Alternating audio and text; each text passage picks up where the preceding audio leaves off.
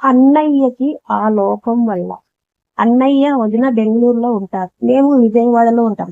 అన్నయ్య వదినది పెళ్లి రోజు ఇక్కడ జరపడానికి పిలిపించాం. వాళ్ళు కూడా వచ్చారు.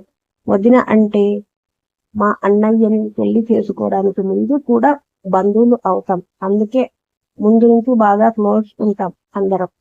అమ్మకి బాగా ఇష్టం వదిన అంటే. అన్నయ్య వదిన కేక్ కట్ చేస్తుంటే చూడ ముచ్చటగా ఉంది. నా మనసు పొంగిపోయింది. ముచ్చటగా ముచ్చటగా ఉండే జంట. ఒడ్డు పొడుగు ఒకళ్ళకి ఒకళ్ళు సరిగ్గా సరిపోయినట్టు ఉంటారు. అన్నయ్య చక్కగా ఎత్తు బరువు సరిపోను ఉంటాడు. వదిన కూడా ఇంకా అన్నయ్యకి సరిపోయినట్టు ఉండేది. పెళ్లి అయిన తర్వాత కొంచెం ఒళ్ళు చేసింది. అయినా ఇప్పుడే ఇంకా బాగున్నట్టు ఉంది. ఇంకా ఎన్నో పెళ్లి రోజులు జరుపుకోవాలని ఆశిస్తూ అని నోట్లో కేక్ పెట్టారు. హుషారుగా కేక్ కార్యక్రమం ముగిసింది. అన్నయ్య వదినని ఇంటికి పిలిచి ఇది జరుపుకోవడం మాకు చాలా ఆనందంగా ఉంది. డిన్నర్ తర్వాత అన్నయ్య వదిన వాళ్ళ రూమ్ కి వెళ్ళారు. అన్నయ్య రేపు మళ్ళీ వాళ్ళ కంపెనీ పని మీద వేరే ఊరు వెళ్ళిపోవాలి అని, వదిన మాత్రం కొన్ని రోజులు ఉండి వెళ్తుంది. ఎప్పటిగానే హాల్లో నేను అమ్మా నాన్న టీవీ చూస్తూ ఉన్నాం. ఫంక్షన్ బాగా జరిగింది కదమ్మా, వాళ్ళిద్దరు ఎంత హ్యాపీగా ఉన్నారో అన్నాను. అవునురా, ఒక దిగులు తప్పించి అంది అమ్మ కొంచెం బాధగా. అది దేని గురించో నాకు తెలుసు. నీకు ఎంతసేపు పిల్లల గురించే. వాళ్ళు హ్యాపీగా ఉన్నారా లేదా అనేది ముఖ్యం. పిల్లలు లేకపోతే ఏంటి అన్నాను. నీకు ఇప్పుడు తెలియదురా, పిల్లలు ఉంటేనే సంసారం గట్టిగా ఉండేది అందు. అయినా ఎందుకంత వర్రీ అవుతావు, వాళ్ళకేమంత వయసు నింపిపోయిందని, ఇంకా టైం ఉందిగా అన్నాను. ఏంట్రా అలా అంటావు, ఇది 7వ పెళ్లి రోజు, ఇంకా ఎన్ని రోజులు అంది కొంచెం అసహనంగా, కొంచెం గుడుగుడుగా. వాళ్ళిద్దరి మధ్య మనస్పర్ధాలైతే ఏమీ లేవు. ఏమన్నా మెడికల్ సమస్యలా అన్నాను. అడగాల వద్దా అని సందేహిస్తూనే, ఇలాంటి టాపిక్లు మాట్లాడాలంటే నాకు ఇబ్బందే. అది అమ్మతో టాపిక్ ఎత్తావు కాబట్టి చెప్తున్నాను.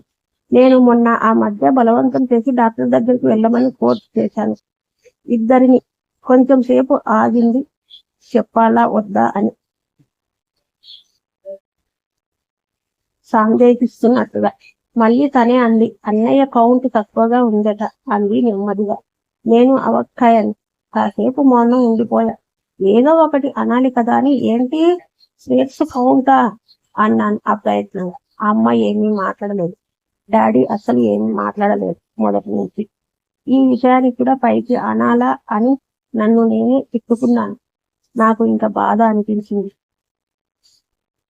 చూద్దాంలే, మన చేతుల్లో ఏముంది, అయినా ఇంకా ఛాన్స్ ఉంది. కాకపోతే ప్రాబబిలిటీ తక్కువ అంది అమ్మ.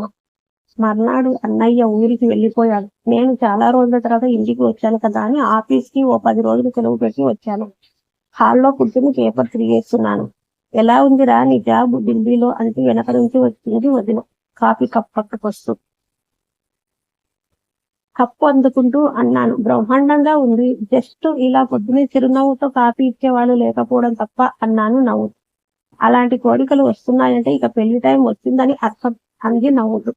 సరే గాని, మళ్ళీ ఇన్ని రోజులకి నిన్ను చూస్తున్నందుకు చాలా సంతోషంగా ఉంది వదిన అన్నాను. పక్కనే సోఫాలో కూర్చుంది తను కూడా. నీకు కూడా ఓ 10 రోజులు పని లేదు, రిలాక్స్ అవ్వు అన్నాను. అవునురా, కానీ ఇక్కడ తిని కూర్చుంటే డబ్బులు అయిపోతా 10 రోజుల్లో అంది. అవును వదిన, ఇది వరకు బక్కగా మూచలాగా ఉండేదాన్ని, ఇప్పుడు ఏంటే బస్తాలాగా తయారయ్యావు అన్నాను ఆట పట్టించడం కోసం. అది అమ్మ హాల్లోకి వస్తూ విన్నట్టుంది. ఏంట్రా అలా అంటావు, ఆడది అంటే కొంచెం ఒళ్ళు ఉండాలి మరి, ఒంటికి వంపులు రావాలంటే కండ ఉండాలి మరి, అక్కడ ఇక్కడ అంది నవ్వుతూనే సిగ్గుపడింది వదిన. నేను నవ్వుతూ చూశాను వదిన కేసి. సింపుల్ గా ఇంట్లో కట్టుకునే కాటన్ చీర కట్టుకుని ఉంది. చక్కగా నిండుగా ఉంది. భుజం నిండా బయట కప్పుకొని మంగళసూత్రం పైకి వేసుకుని ఉంది.